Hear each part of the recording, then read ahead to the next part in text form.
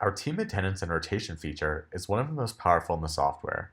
You can see here I have a number of booking links with more than one user included on them. The way that we set this up is to first create a new booking link, and then we'll call it something depending on the scenario that we want. For example, let's say we want to have an appointment with both me and someone else from our team like Steve. We can have appointment with Ted and Steve.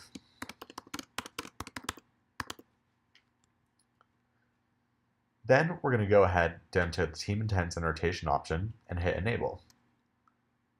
Now we see the people with whom the appointment is going to be booked. By default, it's going to include me, but I'm not necessarily required. And we'll go ahead and add another person, in this case, Steve.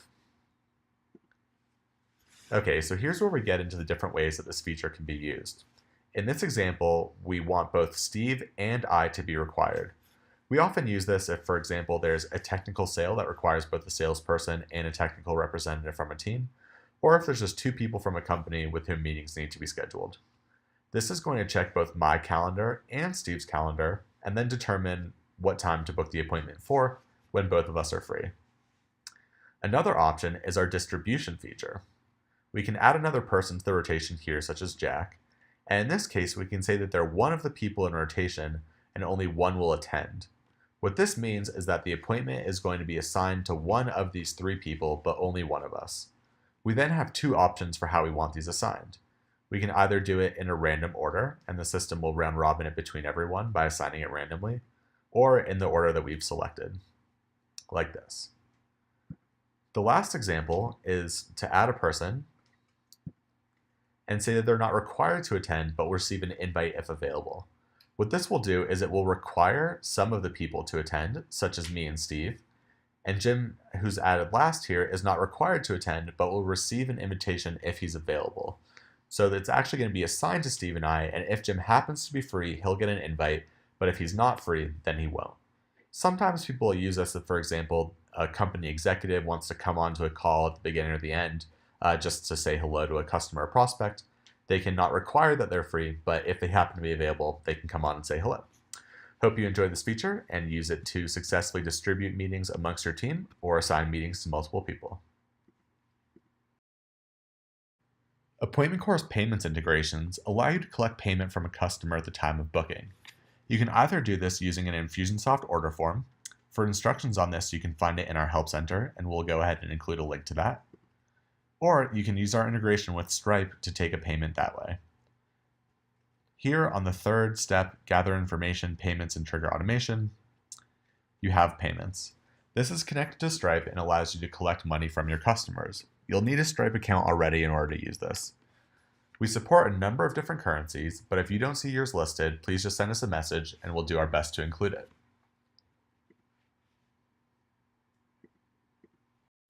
AppointmentCore gets rid of the need for an advanced math degree when trying to coordinate across multiple time zones. In the software, you create your time zone and you set your hours based on your local time zone. However, when you go and share this booking link from someone, it'll appear for them in their local time zones, allowing you to work across the country or across various countries. For example here, I have a booking link that has me available in the morning. If the customer comes and takes a look at my booking link from their perspective and they live in London, it'll automatically convert it for them based to their local time zone. AppointmentCore is automatically going to pick up on each person's local time zone and display that time for them. If, however, based on your IP address, you are actually in a different time, you have the ability to select it from a drop-down menu that gives you a number of options. AppointmentCore allows you to set up your booking links to organize your time just the way you like. There's a ton of different options here that we can use to decide how and when people are going to be able to book with us. We can decide first how long the appointment is going to be. Then we can decide if we want buffer time. For example, I might want 10 or 15 minutes in between each of my appointments. We can also customize our start times. So for example, we might want appointments only to occur on the 15-minute intervals or on the hour. We can select one of those and then check this box.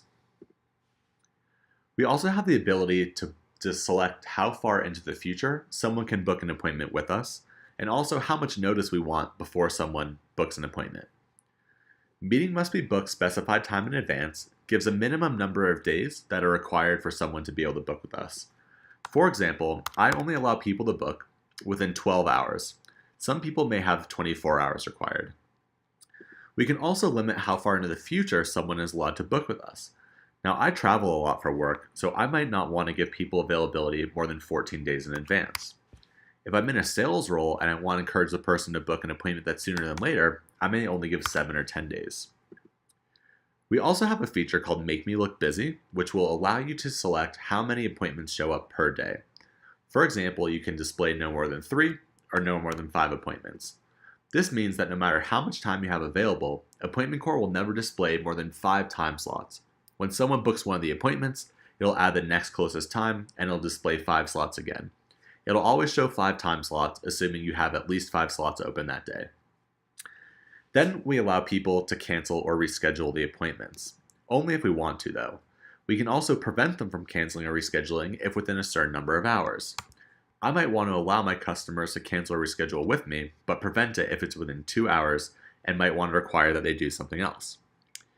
The cancel and reschedule link can also be included in a text message or email reminder, giving the customer the opportunity to reschedule themselves. Here, I can set up a timer event. Let's say a text message to the person 30 minutes before the appointment. And here we can include some information, like, hey, insert first name.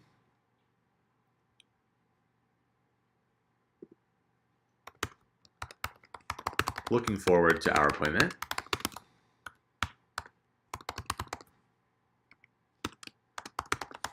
If you need to cancel or reschedule, you can do so using this link.